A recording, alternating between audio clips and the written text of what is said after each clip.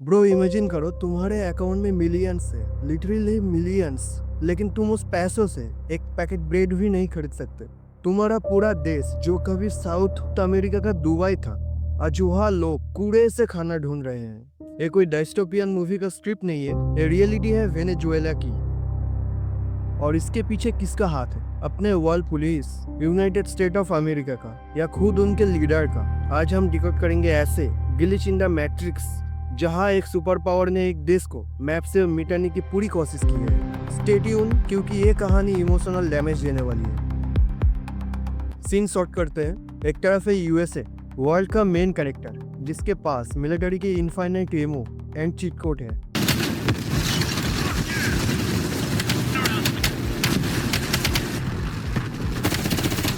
दूसरी तरफ एक छोटा सा देश, जिसके पास वर्ल्ड का सबसे बड़ा ऑयल रिजर्वर है, लेकिन किस्मत बहुत खराब है। अगर पॉलिटिक्स को एनीमे से समझे तो यूएसए है मादारा उचिहा, the over power super villain, और वेनेजुएला वो बस एनपीसी है, उसको बस पेला जा रहा है।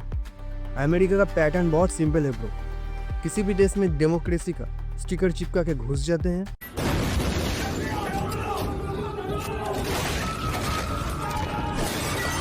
रिसोर्स लूटते हैं और फिर टाटा बाय बाय बोलकर निकल लेते हैं। अफगानिस्तान याद है, इराक याद है। They've stopped. Zoro, yeah, they're still firing at me, but they're stopped. ده جورا ده ركعت شهرير جورا Awesome.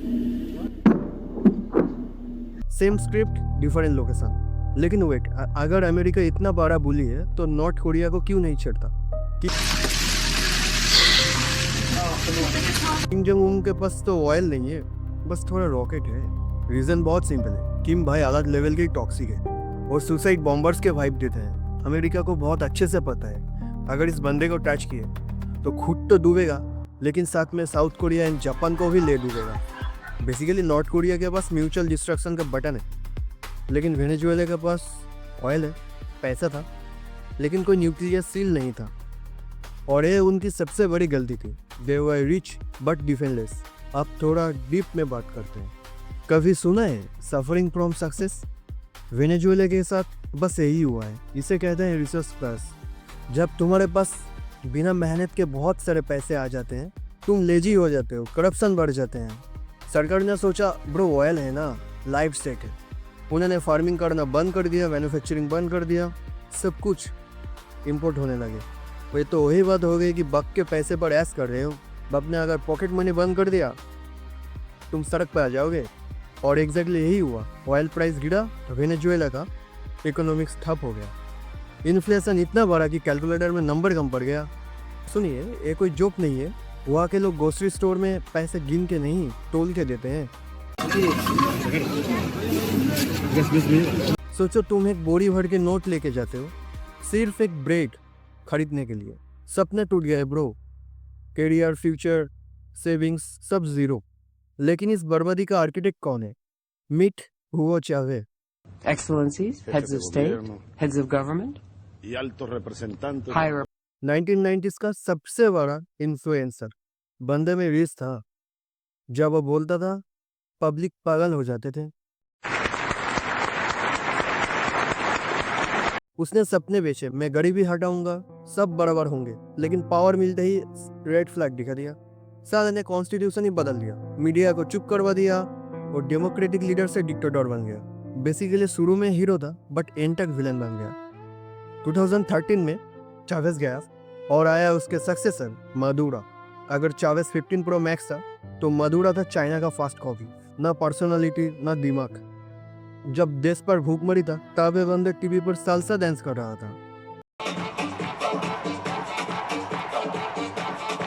Audacity देख रहे हो, लोग भूखे मर रहे थे और प्रेसिडेंट वाइप कर रहा है। यहाँ से पब्लिक का गुस्सा फूटना शुरू हुआ। अब एंट्री होता है द बिग बॉस, यूएसए। जब अमेरिका ने देखा वेनेजुएला कमजोर हो रहा है, उन्होंने कहा मौका है, लूट लो। उन्हें डेमोक्रेसी से प्यार नहीं है दोस्तों, उनको तो सिर्फ ब्लैक लिक्विड चाहिए। सेक्शन पे सेक्शन, उसके बाद ट्रम्प आया, वो तो इकोनॉमी का गला ही घोट दिया। लॉजिक बहुत सिंपल थे, इतना टॉर्चर करो कि वहाँ के पब्लिक ही मडूरो को मार दे। मदुरो नहीं, वो तो अभी भी एसी में सोता है। पिसा यहाँ का आम इंसान, एक बच्चा जिसने शायद कई दिनों से दूध नहीं पिया। और हाँ, एक टी स्पिल करता हूँ। करेंटली अमेरिका ने वेनेजुएला का मुद्दा फिर से क्यों उठाया? इंटरनेट पर थ्योरी चल रही है कि ट्रम्प और बाकी इलाइट्स का नाम इप्स्टेन लिस्ट पर हाईलाइट हो रहा है, पब्लिक के ध्यान भटकाने के लिए। लुक ओवर देयर, वेनेजुएला में डिक्टेटरशिप है। क्या ये सच है? पता नहीं, लेकिन हिस्ट्री यह बता रही है कि जब घर में आग लगती है तो पॉलिटिशियन बाहर में दुश्मन ढूंढने लगते हैं। आज वेनेजुएला का यूथ हम और तुम्हारे जैसे हैं। उनके पास इंटरनेट है, दुनिया देख रहे हैं, लेकिन वो ट्रप्ड है। अगर वो प्रोटेस्ट करते तो सीधा जेल, अगर वो चुप रहते तो भूखमरी। इमेजिन करो तुम्हारे पास डिग्री है, टैलेंट है, पर तुम्हारे देश ने तुम्हें फेल कर दिया। तुम यहाँ से कहीं जा भी नहीं सकती। You are stuck in glitched server.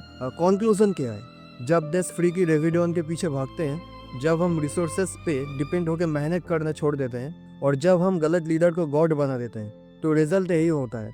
America शैतान है, पर कमजोर होने का गलती वेनेजुएला का थी। दुनिया में कमजोर की कोई जगह नहीं boss, survival of the fittest. तुम्हें क्या लगता है अमेरिका ने जानबूझ के वेनेजुएला को बर्बाद कर दिया या मदुरो की गलती थी? अगर ये वीडियो तुम्हें अच्छा नहीं लगा तो कमेंट में गाली बक सकते हो, पर अनसब्सक्राइब नहीं, क्योंकि अगला वीडियो और भी डार्क होने वाला है। जय श्री महाकाल।